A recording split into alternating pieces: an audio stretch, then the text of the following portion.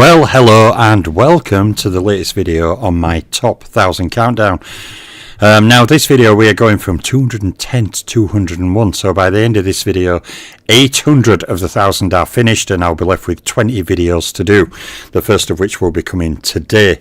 So let us focus on this video. Let us go to fighter number 210. Okay, and that fighter is Marcel Thill, or Till as some people call him.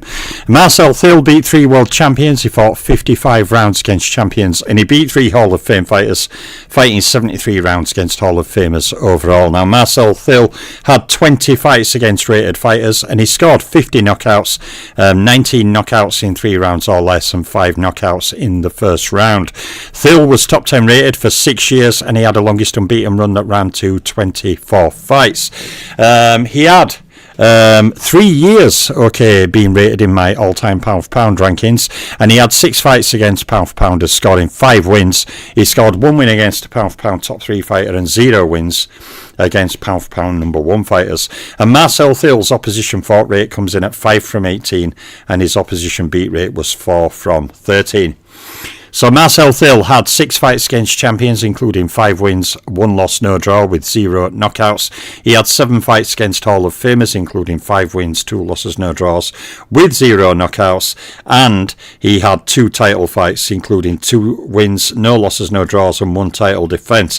It must be mentioned in Marcel Thill's case, he did actually hold a title that I don't consider or factor, the IBU title, and he actually fought for that title as well, hence the lower number of title fights for the more established titles that I factor. But Marcel Thill was one of the best middleweights of his generation. He was a fantastically tough and capable middleweight fighter. Martin Beale, you saw me about to go out the door. I swear you've got cameras. Well, hey Martin, you're back on form, but he caught me twice now. So on to our next fighter, fighter 209, is the Garfield Gunner Tippy Larkin. Tippy Larkin beat 2 world champions. He fought 84 rounds against champions and he beat 1 Hall of Fame fighter individually, fighting 30 rounds against Hall of Famers overall. Now Tippy Larkin had 34 fights against rated fighters and he scored 58 knockouts, 35 knockouts in 3 rounds or less and 8 knockouts in the first round. Tippy Larkin was top 10 rated for 5 years. He had a longest unbeaten run that ran to 27 fights and he was pound for pound rated for 1 year. Now Tippy Larkin had 16 fights against pound for pound fighters, scoring 11 wins. He scored 3 wins against pound for pound top 3 fighters and 0 wins against pound for pound number 1 fighters. And Tippy Larkin's opposition fought rate comes in at 5 from 18 and his opposition beat rate was 4 from 13. So Tippy Larkin had 11 fights against champions, including 6 wins, 5 losses, no draws, with 0 KOs. He had 6 fights against Hall of Famers, including 1 win, 5 loss, no draw, with 0 KOs. And Tippy Larkin had 3 title fights, including 2 wins, 1 loss, no draw, and 1 title defence. So Tippy Larkin is in 209. When we go to fighter 208, it's another very, very tough and capable contender who I've babbled about for years on here, Frankie Chauvel. Frankie Chauvel mixed in really good company and scored many good wins himself. He beat 5 world champions. He fought 212 rounds against champions. And Chauvel beat 3 Hall of Fame fighters, fighting a total of 138 rounds against Hall of Famers overall. And Chauvel, even though he was fighting in that era, coming into the rating era, he still managed 31 fights against rated fighters. He scored 18 knockouts, 6 in 3 rounds or less, and 1 in the first round. Now Chauvel was top 10 rated for 3 years, had a longest unbeaten run of 15 fights, and he was never pound for pound rated in my all-time rankings, but he did come close a few years. Now Frankie Chauvel had 19 fights against pound for pound fighters, scoring 7 wins. He scored 3 wins against pound for pound top 3 fighters and 3 wins against pound for pound number 1 fighters. And Frankie Chauvel's opposition fought rate comes in at 7 from 18 and his opposition beat rate is 4 from 13. So Chauvel in total had 21 fights against champions, including 9 wins, 8 losses, 4 draws, with 0 knockouts. He had 14 fights against Hall of Famers, including 3 wins, 8 losses, 3 draw, with 0 knockouts. And Frankie Chauvel had 0 world title fights. But you'll learn a lot more about his resume on his career video. Very tough resume, many good wins he scored. So on to fighter 207, is to the great Featherweight champion Vicente Saldivar controlled Fury. Very, very excellent featherweight he was. Now, Vicente Saldivar beat 6 world champions, okay, for 120 rounds against champions. And he beat 2 Hall of Fame fighters, fighting 26 rounds against Hall of Famers overall. Saldivar had 15 fights against rated fighters. He didn't have a massive career for his era. He scored 26 knockouts, 11 knockouts in 3 rounds or less, and 3 knockouts in the first round. Vicente Saldivar was top 10 rated for 9 years, and he had a longest unbeaten run that ran to 20 fights. He was pound for pound rated for 2 years in my all-time rankings, and Saldivar had 5 fights against pound for pounders, scoring 3 wins. He scored 0 wins against pound for pound top 3 fighters and 0 wins against pound for pound number 1 fighters. And Vicente Saldivar's opposition fought rate comes in at 2 from 18, and his opposition beat rate was 2 from 13. So Saldivar had 10 fights against champions, including 8 wins, 2 losses, no draws, and 3 knockouts. He had 3 fights against Hall of Famers, including 2 win, 1 loss, no draw with 1 knockout. And he had 11 world title fights, and a very high number of unified title fights in there as well. 11 title fights, including 9 wins, 2 losses, no draws, and Saldivar made 7 title defences. If I could describe Vicente Saldivar, I'd say he's controlled Fury. That's how I would describe him. Go watch him. Very tough fighter, very good fighter. So, on to our next fighter, okay, number 206 now.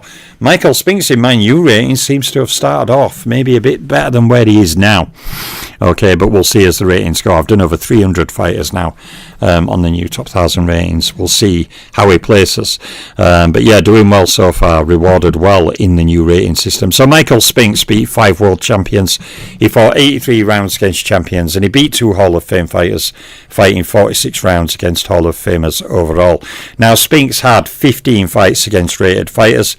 He scored 21 knockouts, 6 knockouts in 3 rounds or less, and 4 knockouts in the first round. Now, Spinks was top 10 rated for a total of 8 years. He had a longest unbeaten run of 31 fights, of course, losing his final fight after that to Iron Mike Tyson. And he was pound for pound rated for 5 years. Now, Spinks had 6 fights against pound for pounders, scoring 5 wins. He scored 4 wins against pound for pound top 3 fighters and 0 wins against pound for pound number 1 fighters.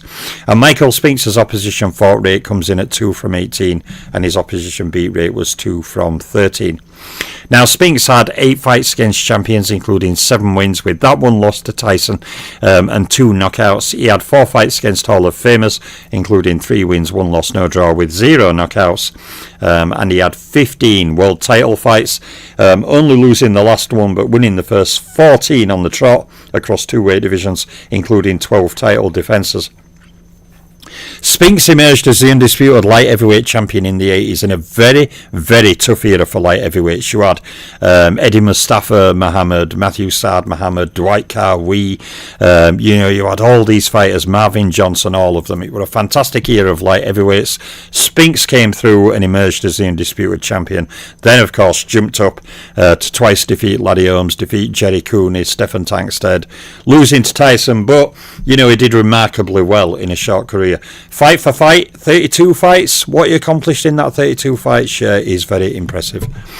So, onwards we go to fighter 205, okay, to the greatest minimum weight of all time. I don't think there's much debate on that either. He did later also capture light flyweight straps, but Ricardo Lopez, yes, was an outstanding fighter. Versatile, clever, capable fighter. Excellent. Clearly, greatest minimum weight of all time to me up to now. Ricardo Lopez beat 9 world champions. He fought 79 rounds against champions. He beat no Hall of Fame fighters, nor at the moment has any fights against Hall of Famers. And he has 7 fights against rated fighters. Now, part of the problem there is because not all of the lower weight divisions were in when he was fighting. So divisions like flyweight would have all the fighters who are now light flyweights merging with the flyweights fighting for top 10 ratings, which resulted in some fighters getting lower totals than what they would have had. So he has 7 fights against rated fighters. Okay, he scored 38 knockouts, 18 knockouts in 3 rounds or less, and 5 knockouts in the first round. Now, Ricardo Lopez was top 10 rated for a total of 4 years, and he had the longest unbeaten run that ran to 52 fights. Of course, he went unbeaten his entire career. with the only slight blemish being the draw that he avenged to the excellent and underrated Rosendo Alvarez. So Ricardo Lopez was pound-for-pound rated for 0 years. He had one fight against a pound-for-pounder, scoring 1 win. He scored 0 wins against pound-for-pound top 3 fighters and 0 wins against pound-for-pound number 1 fighters. Ricardo Lopez's opposition fought rate comes in at 2 from 18, and his opposition beat rate is 2 from 13. So Ricardo Lopez had 10 fights against champions, including 9 wins, no loss, 1 draw, with 5 KOs. He has 0 fights against Hall of Famers, and he has a total of 26 world title fights, including 25 wins, no loss, 1 draw, and 24 title defences. So, massive title fight record, unbeaten. On we go to our next fighter, to another tough contender and former champion, albeit short-lived one, Ralph Dupas. Now, Ralph Dupas, beat 4 world champions. He fought 128 rounds against champions, and he fought in that very tough era when you had lots of tough fighters, Emil Griffith, Denny Moyer, himself. A lot of really, really tough fighters around there, capable fighters. A lot of people also don't know that Ralph Dupas, again, was not a natural light middleweight. He came up from way lower weights. He was rated, I believe, at lightweight at one point. You know, so many fighters have moved weight and get no credit for it. Ralph Dupas beat one Hall of Fame fighter. He fought 46 rounds against Hall of Famers. And against rated fighters, Ralph Dupas came in with a large total of 47 fights. Now, he scored 19 knockouts, 5 knockouts in 3 rounds or less, and 1 in the first round, and he was top 10 rated for a total of 11 years. The longest unbeaten run in his career was an unbeaten run of 14 fights, and he was pound-for-pound rated for 0 years. Ralph Dupas had 12 fights against pound-for-pound fighters, scoring 6 wins. He scored 2 wins against pound-for-pound top 3 fighters and 0 wins against pound-for-pound number 1 fighters. That noise in background is driving me insane. Ralph Dupas' opposition fought rate comes in at 6 from 18, and his opposition beat rate was 4 from 13. So Ralph Dupas had 12 fights against champions, including 5 wins, 7 losses, no draws, with 0 knockouts. He had 5 fights against Hall of Famers, including 1 win, 4 loss, no draw, with 0 knockouts. And Ralph Dupas had 5 title fights, including 2 wins, 3 loss, no draw, and 1 title defence. So on we go, to our next fighter, fighter number 203 now. Some people say, well, Willie Joyce was only the 4th greatest lightweight of his era, but part of the reason for that is the 3 fighters above him, the Bobcat Montgomery, Bo Jack and Ike Williams, are all lightweight greats. So really being the 4th behind that bunch is not a detriment. Willie Joyce was an outstanding fighter, scored multiple wins against Hall of Famers, and had it not been for those 3, could have been a champion himself and could have gone on to become one of the great lightweights. It's okay, Martin. I'm just trying to ignore it. It's driving me insane, like it's behind my head, and I'm going to go mad. Willie Joyce, beat 6 world champions. He fought 223 rounds against champions, and he beat 4 Hall of Fame fighters, fighting 150 rounds against Hall of Fame fighters. Now, Willie Joyce had 42 fights against rated fighters, scoring 16 knockouts. 7 knockouts were in 3 rounds or less, and 2 knockouts were in the first round. Now, Willie Joyce was top 10 rated for 5 years. He had a longest unbeaten run of 16 fights, and Willie Joyce was pound for pound rated for 1 year. Now, he had 22 fights against pound for pound fighters, scoring 9 wins. He scored 5 wins against pound for pound top 3 fighters and 5 wins against pound for pound number 1 fighters. 5 wins against pound for pound number 1 fighters. His opposition fought rate comes in at 5 from 18, and his opposition beat rate was 3 from 13. So Willie Joyce had 23 fights against champions, including 10 wins, 12 losses, 1 draw, with 2 knockouts. He had 15 fights against Hall of Famers with a winning record of 8 wins, 6 losses, 1 draw, with 0 knockouts. And Willie Joyce had 2 title fights that were both defeats. Don't worry, I'm going to go smash that when I've finished my video. So on we go to our next fighter, Jim Driscoll, in 202. Jim Driscoll beat 4 world champions. He fought 75 rounds against champions, and he beat 2 Hall of Fame fighters, fighting 75 rounds against Hall of Famers overall. Jim Driscoll had 0 fights against rated fighters, being a pre-rating era fighter, and he scored 37 knockouts, 11 knockouts in 3 rounds or less, and 0 knockouts in the first round. Now, Jim Driscoll was top 10 rated for 0 years. years, and he had a longest unbeaten run of 34 fights. Jim Driscoll was pound for pound rated for 2 years in my all-time rankings, and he had a total of 8 fights against pound for pounders, scoring 6 wins. He scored 4 wins against pound for pound top 3 fighters and 4 wins against pound for pound number 1 fighters. And Jim Driscoll's opposition fought rate comes in at 3 from 18, and his opposition beat rate was 2 from 13. So Driscoll had 8 fights against champions, including 7 wins, 1 loss, no draw, with 2 knockouts. He had 7 fights against Hall of Famers, including 4 win, 2 loss, 1 draw, with 1 knockout, and Jim Driscoll had 0 world title fights. So, 1 fighter to go, fighter 201. This fighter is an unknown fighter to most, okay? One of the Philippines old era fighters called Pablo Dano. Now, Pablo Dano beat 5 world champions, okay, for 118 rounds against champions. And Dano beat 4 Hall of Fame fighters individually, fighting 58 rounds against Hall of Famers. Now, Pablo Dano had a total of 74 fights against rated fighters. Now, he scored 37 knockouts, Dano, 10 in 3 rounds or less, and 2 in the first round. And Pablo Dano was top 10 rated for a total of 3 years. Now, he had a longest unbeaten run that ran to 18 fights, and he was pound for pound rated for 0 years, but he did have 6 fights against pound for pound as Pablo Dano, scoring 3 wins. He scored 0 wins against pound for pound top 3 fighters and 0 wins against pound for pound number 1 fighters. And Pablo Dano's opposition fought rate comes in at 8 from 18, and his opposition beat rate was 4 from 13.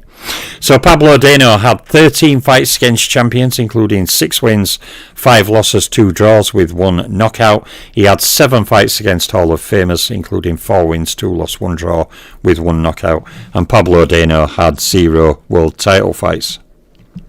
So my apologies for that ridiculous noise in the background. Okay, but yeah, there's my latest video done. So we've done 210 to 201. Okay, ending on the very, very unknown Pablo Dano. 74 fights against rated fighters. So there we are. That is officially now 800 done. Okay, so carrying on today, there will be another 1 or 2 videos coming, or maybe 3, I don't know. But we're going into the top 200 and finally heading for the top 100 itself. 800 down, top 100, here we come. I'm Boxing Librarian. I'm out for now.